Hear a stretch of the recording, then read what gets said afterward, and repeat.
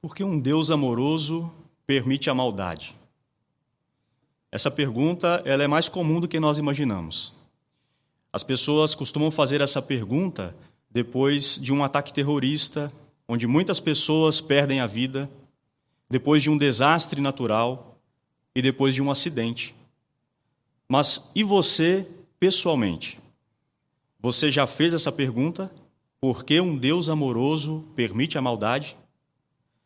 Ou talvez você esteja fazendo essa pergunta agora mesmo, nesse momento. Todos nós estamos enfrentando situações difíceis, passando por problemas. Talvez você tenha que lutar contra uma doença crônica que não tem cura. E também nós estamos passando por um momento difícil, de pandemia, onde estamos isolados dos nossos irmãos, pessoas próximas de nós, muito queridas, perdendo a vida. Isso talvez nos induza a fazer essa pergunta. Por que um Deus amoroso permite a maldade? Mas se você está fazendo essa pergunta, será que isso significa que você não tem fé? Ou significa que você fraquejou na fé? Vamos deixar que a Bíblia nos responda? Abra, por favor, a sua Bíblia em Abacuque. Vamos ler o capítulo 1 e o versículo 3. Abacuque, capítulo 1, o versículo 3 diz assim: Por que me fazes ver a maldade? E por que toleras a opressão? Por que há diante de mim destruição e violência?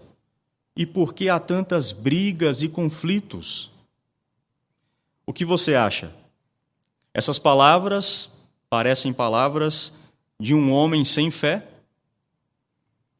Essas palavras são de um profeta fiel de Jeová, o profeta Abacuque. Ele vivia em um mundo onde a maldade imperava. E, movido por fortes sentimentos, fortes emoções, ele perguntou a Jeová pelo menos 4 vezes nesse versículo: por quê? Por quê? Por que Jeová permite a maldade? Então nós concluímos, de acordo com esse versículo, que isso não significa falta de fé, mas significa que estamos passando por situações difíceis. E Jeová entende isso. Mas antes de nós respondermos a essa pergunta principal, a pergunta tema do nosso discurso, por que um Deus amoroso permite a maldade, nós precisamos entender 2 verdades bíblicas básicas, mas muito importantes. A primeira delas é: Jeová permite a maldade, mas ele não é o causador da maldade. E como nós sabemos disso? Por que podemos afirmar isso com tanta certeza? A Bíblia também nos ajuda a entender. Abra sua Bíblia agora, por favor, no livro de Jó. Jó, no capítulo 34, e o versículo 10. Veja a garantia que esse versículo nos dá. Jó, capítulo 34, versículo 10, diz assim: Por isso, escutem-me, homens de entendimento. O verdadeiro Deus jamais faria o que é mal. O Todo-Poderoso nunca faria o que é errado.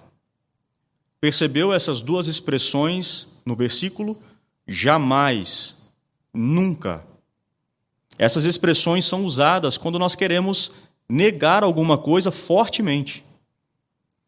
E isso significa, nesses versículos, que a maldade ela não passa nem pela mente e nem pelo coração de Jeová. A maldade está longe de Jeová. Ele não é o causador dela. E nós podemos ilustrar isso com um acontecimento da vida real. Eu estava fazendo o trabalho de pregação e um senhor me fez saber o que aconteceu, uma tragédia na família dele. Me contou o que aconteceu. Ele tinha uma netinha de 5 anos e essa menina foi atropelada. Infelizmente, ela perdeu a vida nesse atropelamento. Ela foi atravessar uma avenida movimentada, enquanto o pai dela estava atravessando, o pai dela não viu, ela vinha atrás, o carro veio na contramão em alta velocidade, atropelou essa menina e, infelizmente, ela perdeu a vida. Na sua opinião, quem é o causador dessa maldade? Quem foi o causador desse acidente? Aquele homem, antes de ele pegar um carro para poder dirigir, ele cursou uma autoescola. Ele também passou por uma avaliação. E aquele avaliador, aquele examinador, ele permitiu que ele tirasse a habilitação, que ele tivesse a carta de motorista. Aquele homem também, antes de pegar um carro, ele comprou um carro. Aquela pessoa que vendeu o carro permitiu que ele tivesse um carro para poder dirigir. Será que nós podemos culpar o examinador ou a pessoa que vendeu aquele carro para aquele homem? Com certeza não, não é verdade? Isso seria uma injustiça, pois nós sabemos muito bem que o causador do acidente foi aquele homem que estava embriagado e dirigindo na contramão. Da mesma forma, não podemos culpar a Jeová. Ele permite que certas coisas ruins aconteçam, é verdade, mas ele não é o causador delas. E uma outra verdade básica que nós precisamos aprender também. Jeová permite, ele não causa, mas quem está por trás de toda a maldade que está sendo causada no mundo hoje? Vamos deixar que a Bíblia também nos responda essa pergunta?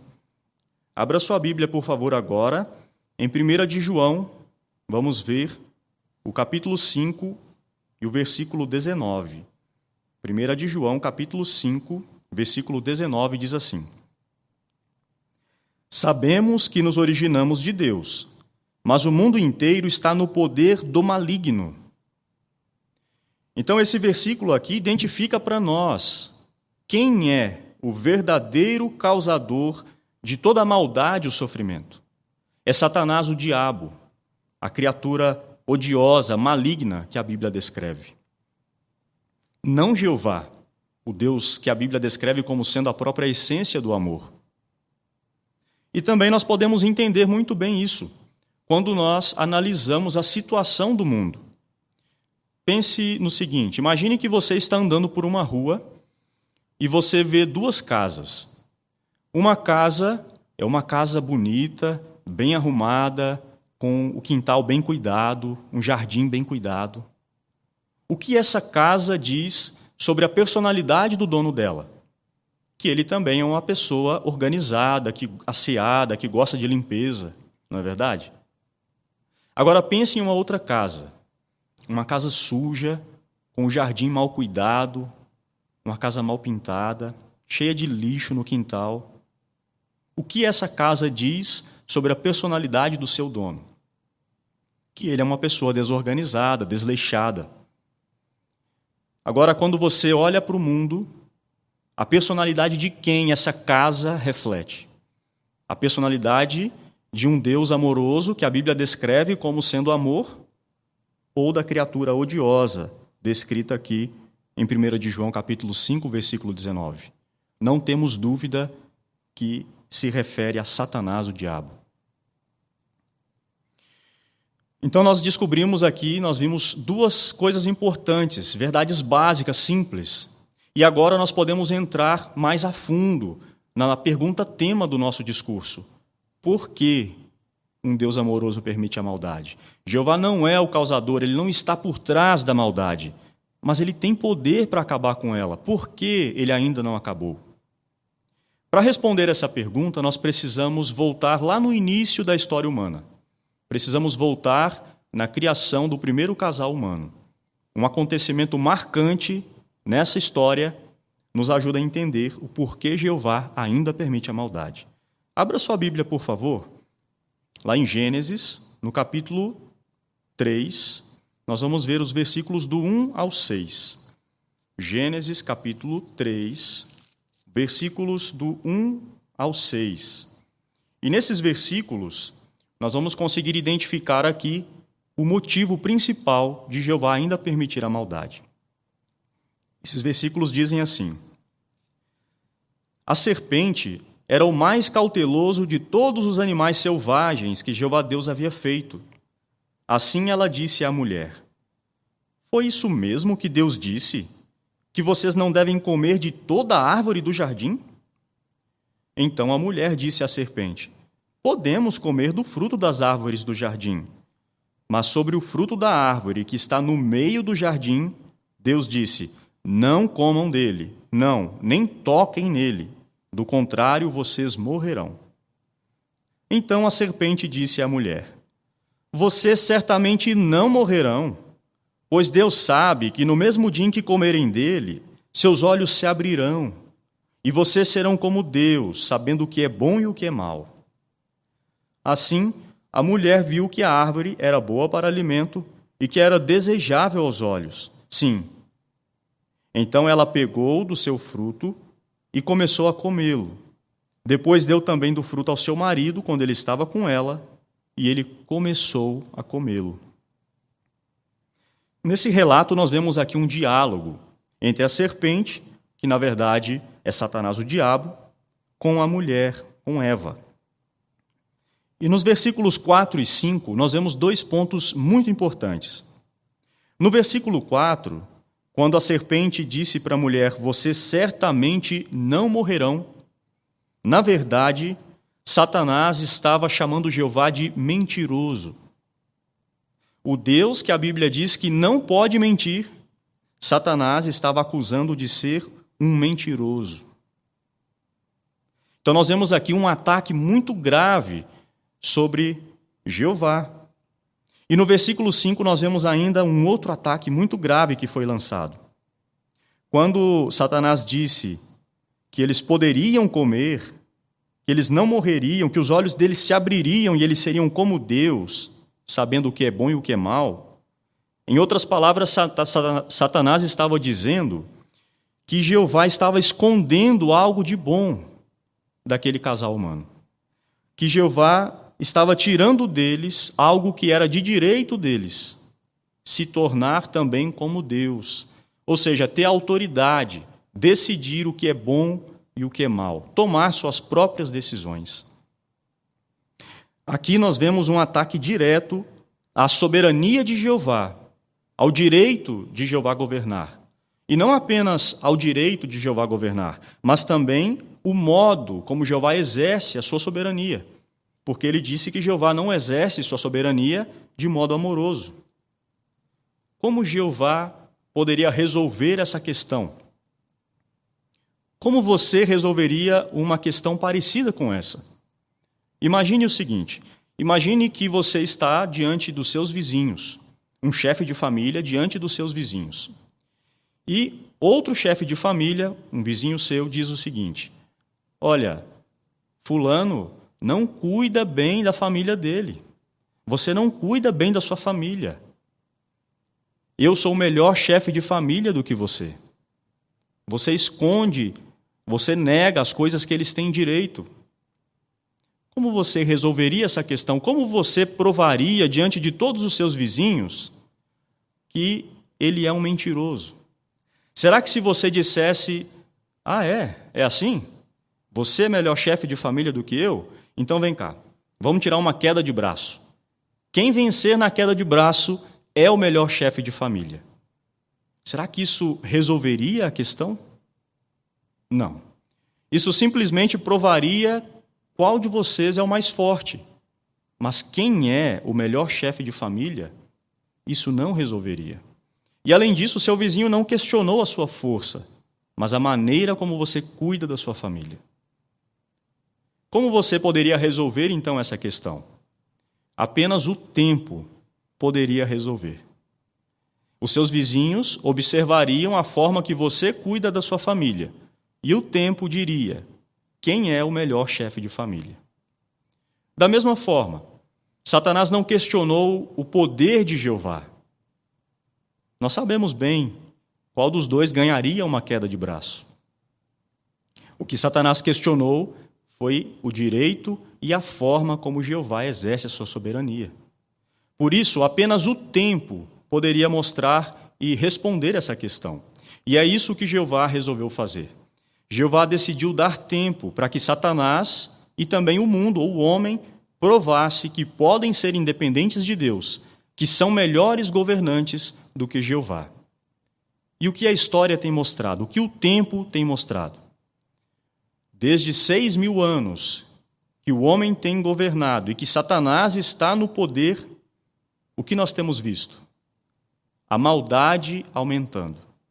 Nós conseguimos ver claramente que essa declaração de Satanás não passa de uma mentira e que Jeová é o único soberano do universo, aquele que tem o direito e que exerce a sua soberania de forma amorosa. Mas será que Jeová vai permitir que a maldade exista para sempre? Não. Jeová já fixou um tempo para acabar com a maldade. E Jeová não vai permitir que a maldade dure nem um segundo a mais daquele tempo que ele já estabeleceu. E por que podemos ter certeza disso? Que Jeová fará isso por nós? O histórico de Jeová nos garante isso. Abra sua Bíblia, por favor, agora em Êxodo, no capítulo 3. Êxodo, capítulo 3. Vamos ver o versículo 7. Veja a garantia que nós temos de que Jeová realmente, em breve, vai agir para nos livrar da maldade. Gênesis 3:7 diz assim: Jeová acrescentou: certamente vi a aflição do meu povo que está no Egito, e ouvi seu clamor por causa daqueles que os obrigam a trabalhar, e sei muito bem quanto estão sofrendo. Percebeu?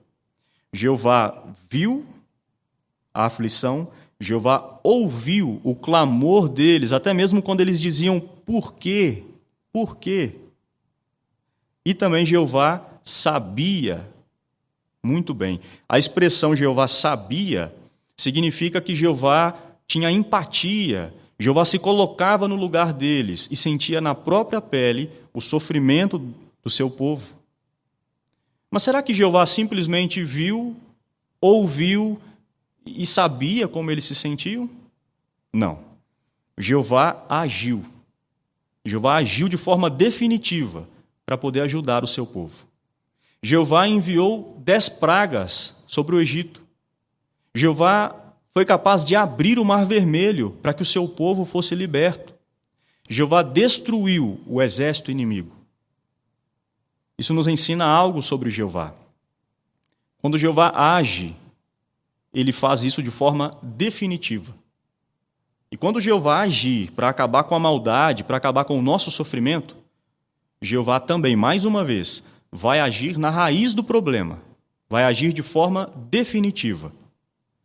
E a partir de agora, nós vamos considerar alguns versículos da Bíblia que vão nos mostrar algumas coisas que Jeová vai fazer no futuro, em breve, para acabar com a maldade. Nós vamos ver alguns versículos, como, por exemplo, o Salmo 37. Abra sua Bíblia, por favor, no Salmo 37, versículos do 9 ao 11. São versículos que nós costumamos usar na pregação para poder consolar as pessoas, para poder ensinar as pessoas sobre os atos maravilhosos de Jeová. Mas agora, esse versículo é para você pessoalmente. Encare essa mensagem como algo pessoal para você. O Salmo 37, versículos do 9 ao 11, dizem assim: pois os maus serão eliminados, mas os que esperam em Jeová possuirão a terra. Apenas mais um pouco e os maus deixarão de existir. Você olhará para onde estavam e eles não estarão lá. Mas os mansos possuirão a terra e terão grande alegria na abundância de paz. O versículo 9 diz que os maus serão eliminados. Quando Jeová age, ele age de forma definitiva. Então, quem é a pessoa mais maldosa que você conhece? Maligna? É Satanás, o diabo, não é verdade? Então, esse versículo não significa que Jeová simplesmente vai acabar, vai eliminar as pessoas que praticam a maldade, mas ele vai agir na raiz do problema, ele vai eliminar o principal causador da maldade, Satanás, o diabo. Quando você tem uma horta, por exemplo, ou um jardim, e começa a crescer ali erva daninha, e começa a sufocar a sua horta, suas flores, o que você faz? Você vai lá em casa, pega a sua roupa de jardineiro, seu kit de jardinagem, a sua tesoura, poda a erva daninha, deixa ela redondinha, bonitinha. É isso que você faz? Não, não é? Você arranca pela raiz. Você elimina o mal. É isso que Jeová fará para nos livrar da maldade e do sofrimento. E o versículo 10 tem um detalhe interessante. O versículo 10 diz: você olhará para onde estavam, e eles não estarão lá. Toda cidade talvez tenha ali um bairro ou uma rua que é mais perigosa. E é comum as pessoas dizerem, olha, não passa ali sozinho, tal tarde da noite. Ali costuma ter pessoas que praticam a maldade. Um dia você vai andar por esses caminhos, você vai andar pela rua, você vai olhar para onde essas pessoas costumavam estar e elas não estarão lá. Consegue sentir a sensação de paz, de tranquilidade que isso será para nós? Vamos ver mais uma coisa que Jeová fará para nós no futuro, para nos livrar dos efeitos da maldade e do sofrimento? Abra sua Bíblia, por favor, agora, em Apocalipse, o capítulo 21, o versículo 4. Apocalipse 21, 4. Mais um versículo que nós costumamos usar para consolar as pessoas na pregação, mas é para você pessoalmente. Esse versículo diz: ele enxugará dos seus olhos toda lágrima, e não haverá mais morte, nem haverá mais tristeza, nem choro, nem dor. As coisas anteriores já passaram. Pense um pouco naquilo que te causa sofrimento, naquilo que faz correr lágrimas nos seus olhos. Talvez a doença, talvez a própria pandemia, a saudade dos parentes, amigos, dos irmãos da congregação, a morte de alguém querido. Mas olha, Jeová diz aqui que ele enxugará dos seus olhos toda lágrima. E lembre-se, quando Jeová age, ele age na raiz do problema. Jeová não simplesmente vai pegar um lenço e enxugar as lágrimas dos seus olhos. É muito bom quando passamos por problemas e temos algum amigo, companheiro do nosso lado, que até mesmo nos dá um lenço para enxugar nossas lágrimas, nos consolar. Mas Jeová fará muito mais do que isso. Quando Jeová diz que ele enxugará das lágrimas, dos nossos olhos, as lágrimas, significa que ele vai agir na raiz do problema. Não vai haver mais morte, não vai haver mais tristeza, não vai haver mais dor. Até mesmo os efeitos dessas coisas serão eliminados. Jeová não simplesmente vai acabar com a morte, mas ele vai trazer de volta aquelas pessoas que nós amamos e que morreram. Que esperança maravilhosa! Como isso nos consola. Vamos ver uma outra coisa que Jeová fará por nós. Agora, no próprio livro de Apocalipse, no capítulo 22, nos versículos 1 e 2. E ele me mostrou um rio de água da vida, límpido como cristal, que saía do trono de Deus e do Cordeiro, e fluía pelo meio da rua principal da cidade. Dos dois lados do rio havia árvores da vida, que produziam 12 safras de frutos, e davam seus frutos todo mês. As folhas das árvores eram para a cura das nações. Aqui nesses versículos nós encontramos mais uma atitude, mais uma ação definitiva, mais uma ação na raiz do problema que Jeová vai tomar para nos livrar da maldade. Aqui diz que tem árvores, água da vida e folhas que eram para a cura das nações. O que isso significa? As nossas publicações nos ensinam que isso significa as provisões espirituais que Jeová está fazendo hoje e provisões que Jeová fará ainda no futuro para nos levar à perfeição. Não concorda que se mesmo que Jeová acabasse com os efeitos da maldade, as coisas que nos fazem chorar, mas se fôssemos imperfeitos, isso ainda causaria sofrimento para nós? Ainda estaríamos sujeitos ao efeito dessas coisas? Jeová vai eliminar a raiz do problema, a imperfeição. E por último, vamos considerar, existem muitas outras coisas que Jeová fará, mas nesse discurso, a última que nós vamos considerar, Isaías, capítulo 65, versículo 17. Isaías, capítulo 65, versículo 17. Veja mais uma ação que Jeová tomará. Pois vejam, crio novos céus e uma nova terra, e as coisas anteriores não serão lembradas, nem voltarão ao coração. As coisas anteriores não serão lembradas. Muitas vezes, quando nós passamos por um sofrimento, isso nos causa um trauma muito forte, uma impressão muito forte na nossa mente. E toda vez que lembramos disso, isso nos faz sofrer. Imagine você no novo mundo, junto com seus amigos, familiares, todos se alegrando, e de repente uma lembrança de algo ruim que aconteceu lá no passado te vem à mente e te rouba a alegria. Isso não acontecerá. Por quê? Porque Jeová, mais uma vez, vai agir na raiz do problema. Como Jeová fará isso? Os cientistas dizem que nós temos cerca de 100 bilhões de neurônios. Esses neurônios são células nervosas que se comunicam entre si e eles criam sinapses. Sinapses são como que pontes ou memórias que são criadas. Toda vez que nós estudamos algo repetidas vezes ou quando passamos por um trauma muito marcante, nós criamos uma sinapse, como se fosse uma trilha no nosso cérebro. É como andar no meio do mato. Se você gosta de fazer trilha, quanto mais você passa naquele local, você marca um caminho, uma trilha. Mas se você deixa de passar naquele caminho, o que acontece? O mato cresce novamente, fecha aquela trilha e ela desaparece. No novo mundo, nós teremos apenas coisas boas para lembrar. Nós teremos tantas coisas boas da parte de Jeová que nós não vamos mais precisar andar na trilha ou no caminho do sofrimento.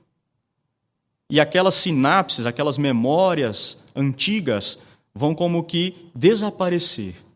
É como se o mato crescesse e desaparecesse. Nós vamos poder escolher pensar apenas em coisas boas. Não é maravilhoso saber disso? Não é maravilhoso conhecer a forma de Jeová agir e o que Ele está disposto a fazer por nós para nos livrar da maldade e do sofrimento? Mas, por enquanto, nós vivemos num mundo dominado por Satanás. Nós vivemos num mundo onde a maldade tem aumentado cada vez mais. Mas assim como Abacuque, aquele servo fiel de Jeová do passado, que perguntou a Jeová por que Jeová permitia a maldade, mas ele manteve a sua lealdade, continuou firme, tomando posição do lado de Jeová, que nós também continuemos tomando a nossa posição firme do lado de Jeová, defendendo a sua soberania. E logo em breve estaremos todos juntos, vivendo em um mundo onde a maldade nunca mais existirá.